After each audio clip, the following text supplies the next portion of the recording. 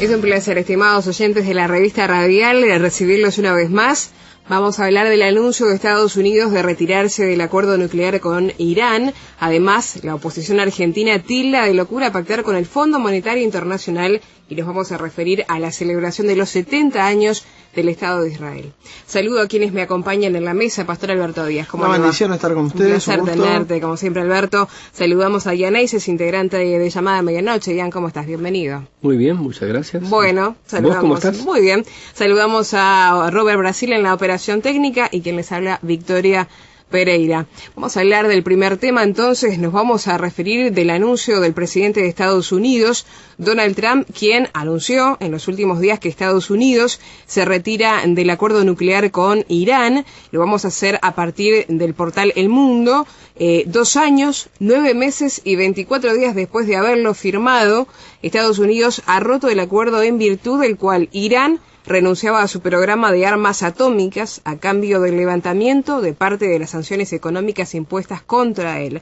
Así lo acaba de anunciar Donald Trump en un breve discurso televisado que ha tenido ecos de la retórica empleada para justificar la invasión de Irak. El presidente estadounidense acusó a Irán de apoyar a grupos terroristas, incluyendo a los talibán afganos y a Al-Qaeda, con los que en realidad ese país está en guerra, y rozó el apocalipsis al declarar que no permitiremos que se amenaza con la destrucción de ciudades de Estados Unidos. Asimismo, afirmó que Estados Unidos va a reinstaurar las sanciones económicas contra Irán que habían sido levantadas de forma provisional con la firma del acuerdo, en el que también estamparon su rúbrica la Unión Europea, Alemania, Francia, Reino Unido, China y Rusia, además de Irán, y declaró que Israel ha presentado la prueba definitiva de que la promesa de Irán es una mentira y que ha sido desastroso.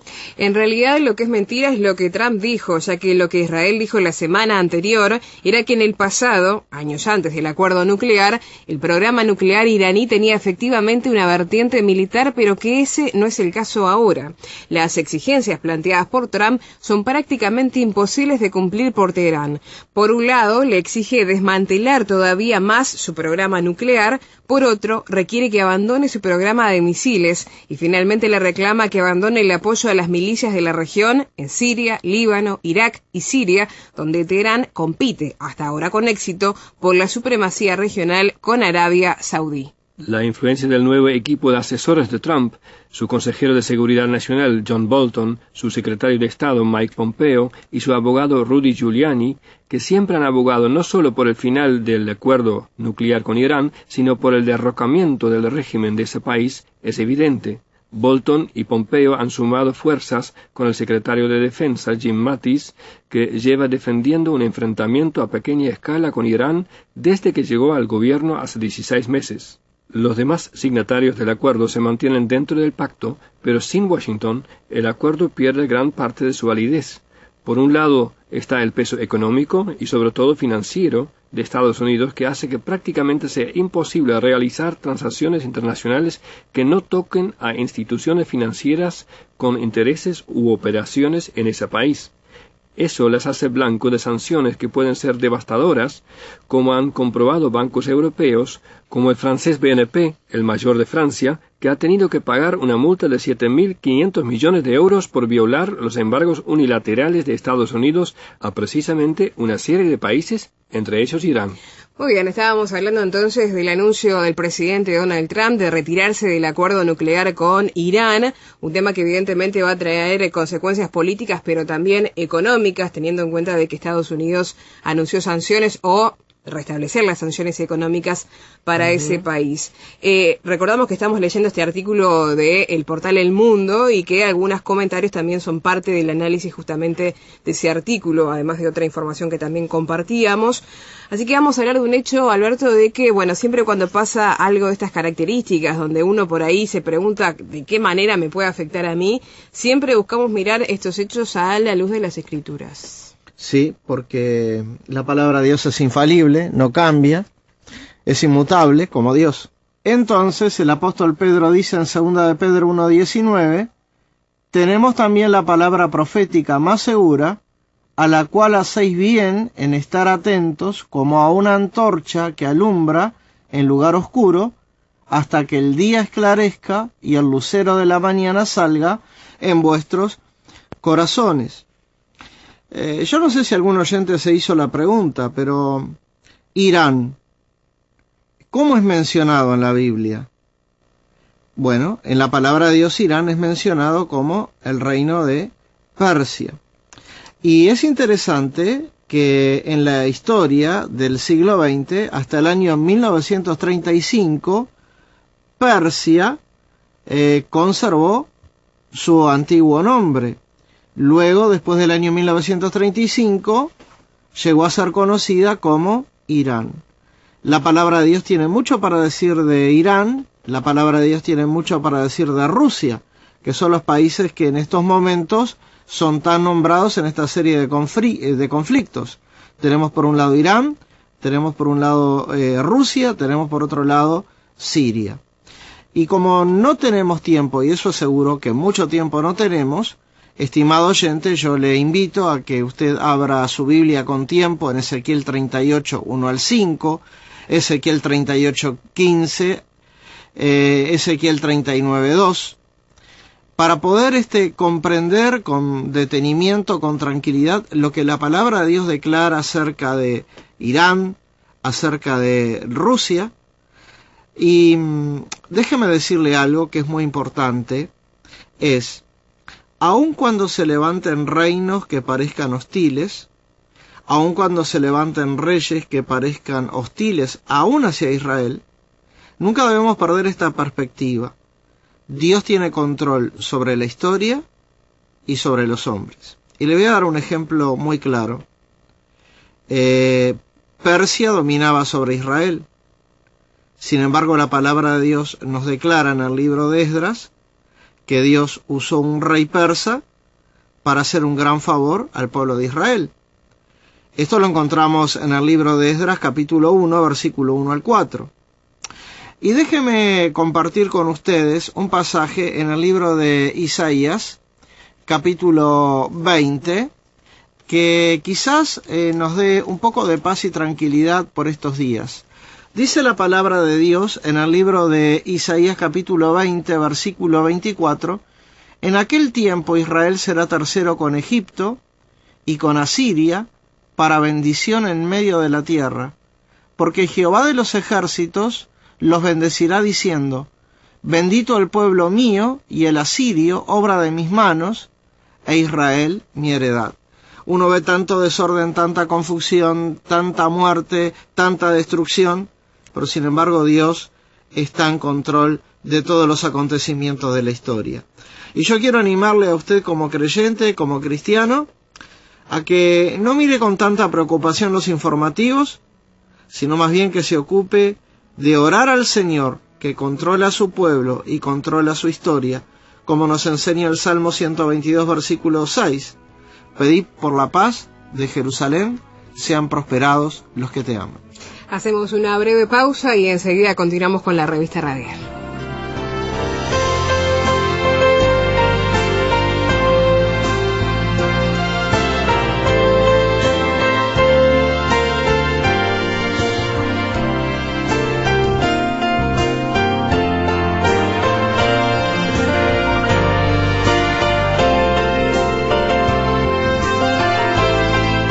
Continuamos en la revista radial. Nos vamos a referir a este préstamo que ha pedido Argentina al Fondo Monetario Internacional y que ha traído una ola de análisis y de especulaciones, no solo en la población argentina, sino también en el resto de la región. Y vamos a hablar de que la oposición argentina tildó de locura el hecho de pactar con el FMI y además piden saber los requisitos de un préstamo sobre el cual se ha dicho mucho. Vamos a tomar el artículo del portal La Tercera de Chile y les vamos a contar que los principales partidos de la oposición argentina criticaron duramente el crédito que negocia el gobierno con el Fondo Monetario Internacional, el FMI, al considerar que va a suponer un plan de ajuste brutal y exigieron saber las condiciones del organismo para otorgar el préstamo. Así lo expresaron a las puertas del Congreso en Buenos Aires varios de los diputados que participaron de una sesión en la que se trató un proyecto de ley impulsado por grupos opositores para frenar los tarifazos en las facturas del gas, la electricidad o el transporte público, impulsado por el Ejecutivo. Como representantes del pueblo tenemos derecho legal y político a saber qué van a negociar con el fondo, salvo que lo que estén negociando sea tan lesivo y complicado para el conjunto de la sociedad que no quieren que se conozca, expresó a la prensa Agustín Rossi, jefe del bloque de diputados del Frente para la Victoria. Recordamos que el martes 8 de mayo el presidente argentino Mauricio Macri anunció que pactó con la directora gerente del FMI, Christine Lagarde, comenzar a negociar una línea de apoyo financiero que permita fortalecer el programa de crecimiento y desarrollo que lleva adelante su gobierno, el gobierno de Mauricio Macri, y dar un mayor respaldo para enfrentar ese nuevo escenario global y evitar una nueva crisis en el país. Esta situación se da luego de varios días de una fuerte caída del peso argentino frente al dólar, una moneda de la que la sociedad tiene fuerte dependencia. Para Rossi, el gobierno ha aplicado una política liberal al extremo sin tener en cuenta ningún tipo de condicionamiento de lo que sucedía en el mundo. Estábamos compartiendo ya en algunas de las opiniones de parte de la oposición, que no es solamente la oposición que tiene sus dudas respecto al préstamo del Fondo Monetario Internacional, sino que la sociedad argentina está dividida, pero a la vez muy preocupada por la situación financiera del país. Hay quienes entienden de que esto ha traído una cierta calma, entre comillas, a los mercados. Hay quienes señalan de que pedir un préstamo al Fondo Monetario Internacional es señal de debilidad, evidentemente. Hay mucho análisis y mucha especulación también, hay que decirlo. Sí, la memoria de los argentinos está traumatizada con la sigla FMI. Es para muchos sinónimo de sufrimiento, escasez, pérdidas de bienes y de trabajo. Entonces, ¿por qué hablar con el FMI? Bueno, porque Argentina necesitaba más dólares para frenar la gran corrida de dólares del país, para mostrar que hay suficiente y que nadie tiene que entrar en pánico y comprar los últimos dólares, así subiendo el precio del dólar. Argentina no tenía estos dólares, así que lo tenía que pedir prestado, y lo piden al FMI porque ellos tienen el precio más bajo para los préstamos. Si iban a conseguir este dinero en el mercado de préstamos, Argentina tendría que pagar unos 7% de interés sobre este préstamo. El Fondo Monetario Internacional pide alrededor de 4%, que es bastante menos. En tiempo de un poco más de un año sería 1.000 millones de dólares que uno se ahorra pidiendo prestado al FMI. Entonces, ¿por qué no todo el mundo pide la plata al FMI si son tan buenos? Bueno, porque ellos también ponen sus condiciones, quieren asegurarse de que podrán cobrar el dinero prestado, inclusive los intereses pactados al momento de vencer los plazos. El FMI obliga a tomar las decisiones que quizás de todas formas habría que tomar. Entonces, cuando uno dice que pactar con el FMI es cierta señal de debilidad, bueno, es una señal de que uno aparentemente necesita un tutor, alguien que dice qué hacer. Todos sabemos que uno no puede gastar más de lo que entra. Esto no funciona en la economía personal ni tampoco en la economía de un país. Ahora, hay dos formas para solucionar el problema cuando uno gasta más de lo que entra. Uno es conseguir más ingresos y la segunda opción es gastar menos. El FMI, sobre todo, enfatiza esta segunda opción porque es lo que es más fácil de implementar, se puede controlar. Yo puedo decidir comer menos, por ejemplo, pero no puedo decidir que mi jefe me pague más sueldo o que mis clientes me compren más productos. Lo mismo también es cierto a nivel de país. El gasto uno mismo lo controla. Los ingresos de un país uno puede hacer todo para que sean más, pero depende de otros factores. Al mismo tiempo es cierto que uno no puede bajar el gasto infinitamente porque algo tendré que comer. En algún momento voy a tener que cambiar la ropa, no puedo andar andrajoso por la calle. Y así también a nivel país, uno no puede reducir hasta lo infinito.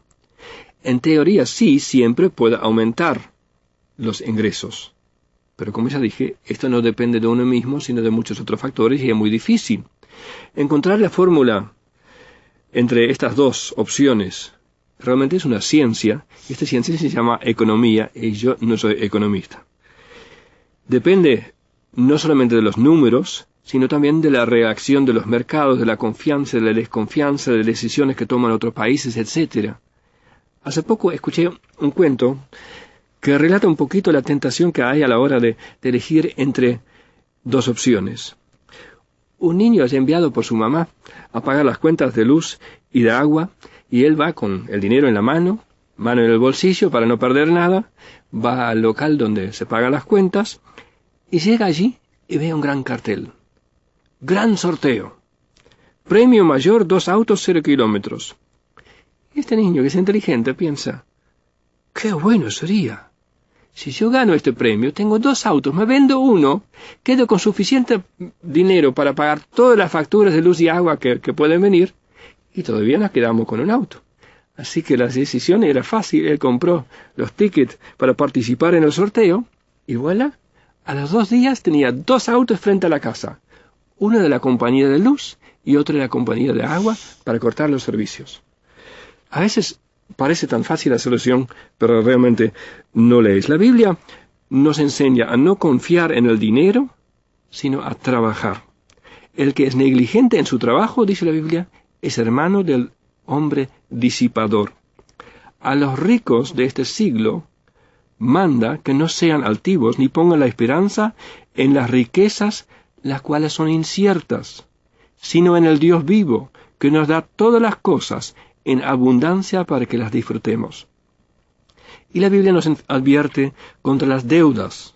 El que toma prestado es siervo del que presta. Entonces, si Argentina pide prestado a quien sea, al FMI o a otro, siempre es entregar un poco de la independencia. Deseo de todo corazón que los argentinos juntos puedan tomar las decisiones correctas y que trabajando todos unánimes, con o sin el FMI, pueden enfrentar los desafíos que se les presentan y finalmente crecer juntos.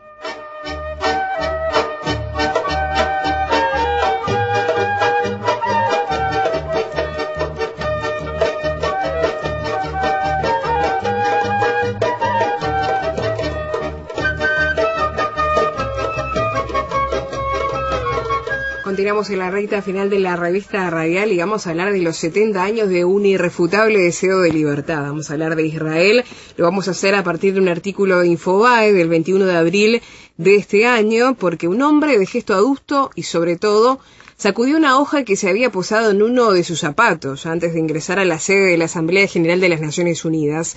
Era otoño en Nueva York cuando el máximo organismo multilateral se disponía a avanzar en un plan de partición, la recordada Resolución 181, que dio por concluida la administración colonial sobre el enclave denominado Mandato Británico de Palestina. La noticia no tardó en recorrer cada rincón del mundo. Aquellos sobrevivientes de una generación que había sido diezmada en las cámaras de gas de los campos de concentración respiraron con alivio. No dudaron ya en abrazar la marcha hacia un hogar propio, ancestral y seguro. De esta forma, hacia el mes de mayo de 1948, en un acto recordado por su modestia y brevedad, y bajo la mirada atenta de un visionario, Theodor Herzl, desde uno de los muros del salón, 350 hombres y mujeres, entre ellos mi padre, declararon la independencia del Estado de Israel. Aún resuenan en los oídos de cientos de israelíes, judíos en la diáspora y amigos del joven país, las palabras de David Ben Gurión. Eretz Israel ha sido la cuna del pueblo judío. Aquí se ha forjado su personalidad espiritual, religiosa y nacional. Aquí ha vivido como pueblo libre y soberano. Aquí ha creado una cultura con valores nacionales y universales. Hoy, próximos a celebrar 70 años de aquella histórica jornada, el ímpetu de esos idealistas que, a sabiendas de las amenazas que se cernían sobre ellos, decidieron avanzar en la concreción de un hogar próspero y pujante. Para ellos y para las generaciones venideras es un motivo de orgullo. No dudaron ya en abrazar la marcha hacia un hogar propio, ancestral y seguro, a pesar de los intentos de diálogo con los países árabes vecinos. El mismo día en el que se retiraron las fuerzas británicas, la guerra cayó como un rayo sobre el Estado naciente. La invasión fue encabezada por tropas egipcias, iraquíes, libanesas, sirias, jordanas y saudíes, pero la asimetría del conflicto no hizo mella al coraje. Y si bien al evocar esta etapa de la historia del pueblo de Israel es recurrente referirnos al pasaje bíblico sobre el duelo entre David y Goliat, encuentro en los versos de la obra cúspide de la lengua española un fiel reflejo de aquel sentimiento. Ellos son gigantes, y si tienes miedo, quítate de ahí, y ponte en oración en el espacio que yo voy a entrar con ellos en fiera y desigual batalla. No hubo molinos de viento que pudieran detener el irrefutable deseo de libertad. Son muchos quienes al día de la fecha se siguen preguntando cómo fue posible que una idea, la de un hogar nacional para el pueblo judío, haya podido no solo sobrevivir los embates de la historia, sino consolidarse como una democracia sólida, ocupar posiciones destacadas en los principales rankings económicos. Yo mismo, confieso, me hago esa pregunta. Una joven de gesto amable sacude una hoja que se había posado en una de sus sandalias antes de ingresar a su departamento de estudiante en la ciudad de Beersheba. Sorprendida, mira a su alrededor y ve un desierto florecido. Y esta forma poética cierra este artículo escrito por Ilan Stulman, que hablaba al comienzo del artículo de un hombre de gesto adusto, haciendo referencia a la presencia de su padre en la Declaración de Independencia de Israel. Recordamos que Ilan Stulman, el autor de este artículo, es embajador de Israel en Argentina. Como bien decíamos, Alberto, se celebran 70 años de la independencia de Israel, un país cuya historia, podríamos decir, es milagrosa. Yo en algunos momentos me sentaba y me detenía a ver algunas características de cómo ha sido este periplo, y la realidad es que muchas veces decimos que si no hablamos de fidelidad de Dios y misericordia, no podríamos hablar de esta milagrosa historia de Israel. La historia de Israel, la historia del pueblo judío, está fuertemente asociada a Dios, y vos no podés hablar de Israel sin Dios, y no podés tener pensamiento de Dios en los cuales tú no puedas incluir a Israel. Y quisiera compartir, más que una línea de pensamientos, algunos textos de la palabra de Dios donde uno puede ir observando la fidelidad de Dios. El primer texto que quiero mencionar en este momento es en el libro de Jeremías, capítulo 29, versículo 14. Dice la Escritura: y seré hallado por vosotros, dice Jehová, y te haré volver, y haré volver vuestra cautividad, y os reuniré de todas las naciones y de todos los lugares donde os arrojé, dice Jehová, y os haré volver al lugar de donde os hice llevar. Podemos decir que Israel está hoy donde está porque Dios ha sido fiel en cumplir esta promesa dada por uno de los profetas más preciosos, como lo fue Jeremías. Y si damos vuelta a la página en nuestra Biblia y abrimos en Jeremías capítulo 31, versículo 10, leemos: Oíd palabra de Jehová, oh naciones, y hacedlo saber en las costas que están lejos, y decid: el que esparció a Israel lo reunirá y guardará, como el pastor a su rebaño. Algo que forma parte de la vida cristiana, algo que un cristiano palpa, es cuando Dios da una promesa, no importa cuánto tiempo pase, pero lo que Dios promete siempre se cumple. Y eso es un ancla para el alma. Pero si nos retrotraemos más en la historia del pueblo de Israel, cuando abrimos la palabra de Dios en el libro de Deuteronomio, en el capítulo 28, ahí encontramos 3 profecías. En el versículo 25 de Deuteronomio capítulo 28 hay una profecía, una advertencia de Dios acerca de una futura deportación del pueblo de Israel a Asiria, y eso ha quedado testificado en Deuteronomio 28-25. Luego en el versículo 36 del capítulo 28 tenemos otra profecía de Dios hablando de la deportación a Babilonia. Y por último, en el libro de Deuteronomio capítulo 28 versículo 64, allí la palabra de Dios nos demuestra la deportación del pueblo de Israel ya bajo el imperio romano.